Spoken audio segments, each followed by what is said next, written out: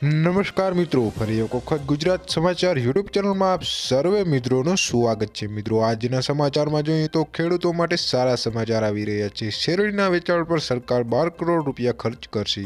તે ઉપરાંત રવિ સિઝનમાં વાવેતર માટે પાણી છોડવામાં આવ્યું છે।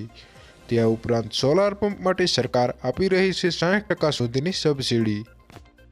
સૌથી પહેલા સમાચાર જોઈએ તો ખેડૂતો માટે સારા સમાચાર। શેરડીના વેચાણ પર સરકાર 12 કરોડ રૂપિયા ખર્ચ કરશે। સરકાર શેરડીના ખેડૂતોના હિતમાં સતત મહત્વપૂર્ણ નિર્ણયો લઈ રહી છે।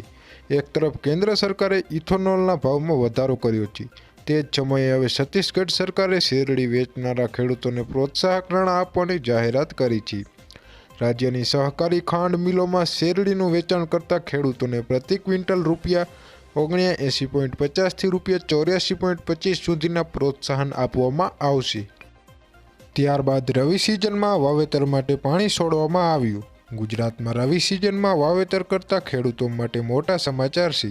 શામળાજીના મેસ્મો ડેમમાંથી 100 ક્યુસેક પાણી છોડાયું છે। રવિ સિઝનમાં વાવેતરની સિંચાઈ માટે પાણી છોડાયું છે।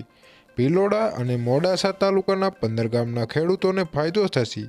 1500 હેક્ટર જમીનના વાવેતરને ફાયદો થઈ શકે છે। તે ઉપરાંત સોલાર પંપ માટે સરકાર આપી રહી છે 60% સુધીની સબસિડી। પીએમ કુસુમ યોજના હેઠળ કેન્દ્ર અને રાજ્ય સરકાર ખેડૂતોને 60% સુધીની સબસિડી આપી રહી છે। આ સિવાય જો ખેડૂતો 30% બેંક દ્વારા પણ લોન લઈ શકે છે। આવી સ્થિતિમાં ખેડૂતો આ પૈસાથી પોતાની જમીન પર સોલાર પેનલ લગાવી શકે છે અને આ પાકને સારી રીતે પિયત આપી શકે છે।